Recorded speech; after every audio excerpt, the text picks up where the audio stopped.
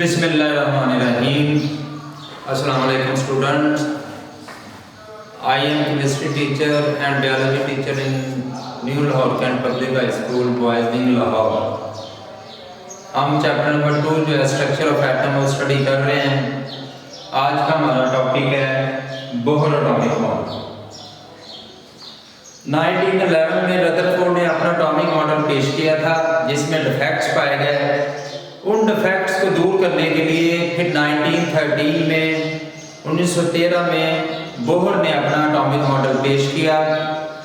सबसे पहले हम देखते हैं कि रदरफोर्ड के एटॉमिक मॉडल के डिफेक्ट क्या थे। रदरफोर्ड का जो एटॉमिक मॉडल था वो बेस करता था क्लासिकल थ्योरी, और क्लासिकल थ्योरी के मुताबिक कोई भी चार्ज पार्टिकल जब मूव करता है तो एनर्जी कंटिन्यूसली एमिट करता है, और इस थ्योरी के मुताबिक एटम को कोलैप्स कर जाना चाहिए, तबाह हो जाना चाहिए। जैसे देखें ये न्यूक्लियस है, ये पहला शेल है, दूसरा है, तीसरा है, तो यहाँ से इलेक्ट्रॉन मूव कर रहा है। जब एनर्जी कम होगी यहाँ पे आ जाएगा, फिर एनर्जी कम होगी दूसरे में आ जाएगा, और आखिरकार न्यूक्लियस में गिर जाएगा और कोलैप्स कर जाएगा।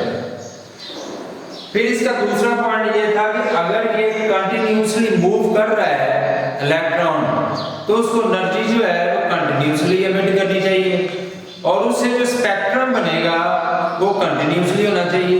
स्पेक्ट्रम मीन आप लाइट की पट्टी कह सकते हैं, लाइक दिस। बोहर रदरफोर्ड के मुताबिक ये बननी चाहिए थी, कंटिन्यूस स्पेक्ट्रम बनना चाहिए, लेकिन बना लाइन स्पेक्ट्रम।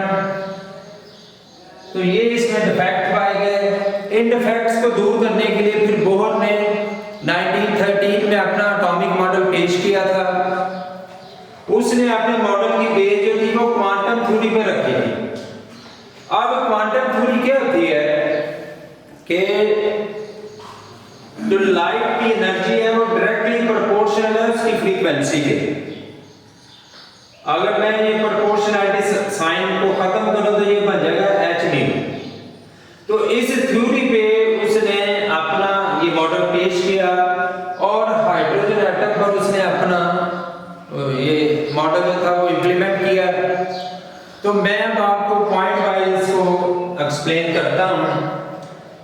तो उसने कहा कि हाइड्रोजन एटम है जो है वो एक टाइनी न्यूक्लियस पर मुश्तमिल है, यानी ये हाइड्रोजन का एटम है जो कि एक छोटे से न्यूक्लियस पर क्या है मुश्तमिल है। ये एक न्यूक्लियस है, और इस ये लाइक दिस कि ये न्यूक्लियस है, और इसके गिर्द सर्कुलर ऑर्बिट्स में इलेक्ट्रॉन क्या करते हैं, मूव करते हैं।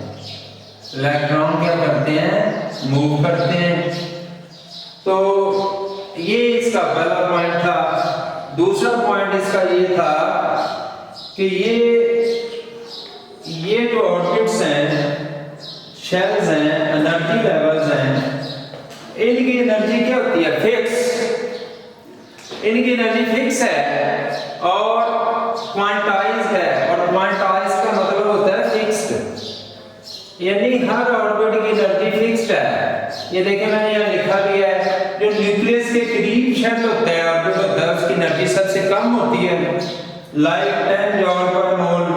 फिर मैंने लिखा m = 2, ये दूसरा शेल है, ये ऑर्बिट है, इसकी एनर्जी 20 है, और तीसरे की 30 है। जो जो न्यूक्लियस से दूर होते जाएंगे एनर्जी क्या हो रही है, बढ़ रही है।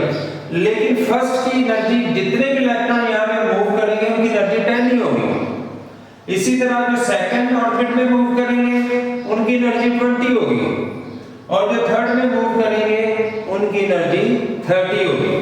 तो सेकंड पॉइंट ये था कि each orbit has quantized energy, means fixed energy. Third point इसका ये था कि जब तक इलेक्ट्रॉन अपने ऑर्बिट में रहता है, ना वो एनर्जी रिलीज करता है ना ही वो अब्सॉर्ब करता है, क्योंकि एनर्जी फिक्स है हर ऑर्बिट की। तो जब तक वो अपने ऑर्बिट में है, ना वो एनर्जी रिलीज करेगा ना वो एब्सॉर्ब करेगा। जब एक ऑर्बिट से दूसरे में जाएगा एब्जॉर्ब करेगा या रिलीज करेगा, एब्जॉर्ब करेगा या रिलीज करेगा। और चौथे पॉइंट में उसने यही बताया, देखें कि जब भी इलेक्ट्रॉन मूव करेगा एक ऑर्बिट से दूसरे में, जैसे देखें ये फर्स्ट वाला सेकंड में जाना चाहता है, तो सेकंड में जाने के लिए कंडीशन क्या है, वहां एनर्जी कितनी होनी चाहिए 20 और इसकी कितनी है 10। तो यहां आने के लिए ये 10 एनर्जी एब्जॉर्ब करेगा तो फिर यहां आ सकता है। इसी तरह अगर ये 30 वाला 20 के पास जाना चाहता है तो इसकी 30 है, वहां जाने के लिए कंडीशन क्या है 20, तो ये भी 10 जॉल क्या करेगा, ये रिलीज करेगा। जब 10 जॉल रिलीज करेगा तो फिर इसकी एनर्जी बनेगी 20, और 10 वाला अगर इसमें आता है तो वो 10 जॉल एब्जॉर्ब करके आएगा। इसको उसने एक इक्वेशन की शक्ल में जो था वो प्रूव किया, लाइक दिस कि E2 सेकंड की एनर्जी, E1 फर्स्ट की energy is equal to delta E is equal to H mu और V। इसे म्यू भी बोलते हैं, कुछ लोग V भी बोल देते हैं। तो E2 आप इस एग्जांपल से समझें, फर्स्ट कर लें E2 ये है 30, E1 कितना है, यहां जाना चाहता है 20, तो डेल्टा E कितनी निकली 10 जॉल। उसने कहा ये H म्यू के बराबर होती है। H क्या है, प्लांक्स कांस्टेंट, प्लांक्स कांस्टेंट। एक साइंटिस्ट था प्लांक, उसने इसकी वैल्यू फिक्स की और इसकी वैल्यू क्या होती है 6.63 10 to power -34 जॉल सेकंड। तो ये प्लांक्स कांस्टेंट, और ये क्या था, ये प्लांक्स कांस्टेंट और ये frequency of electron, frequency of light, frequency of light. जब इलेक्ट्रॉन एक क्षण से दूसरे में जाएगा तो कितनी एनर्जी रिलीज करेगा या एब्जॉर्ब करेगा, H म्यू के बराबर। सिंपल मैंने आपको यहाँ पे वो बताया है कि 10 करेगा वो H म्यू के बराबर।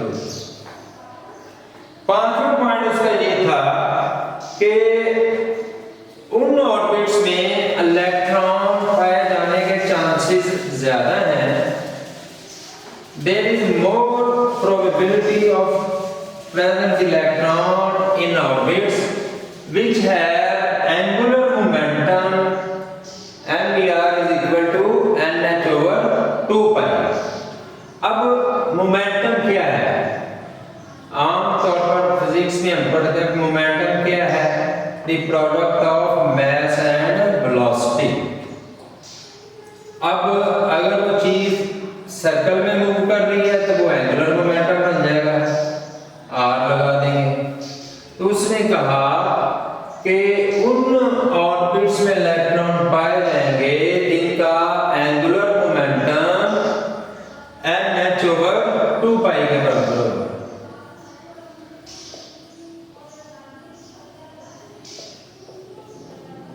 अब n क्या है, orbit number, orbit number H Planck's constant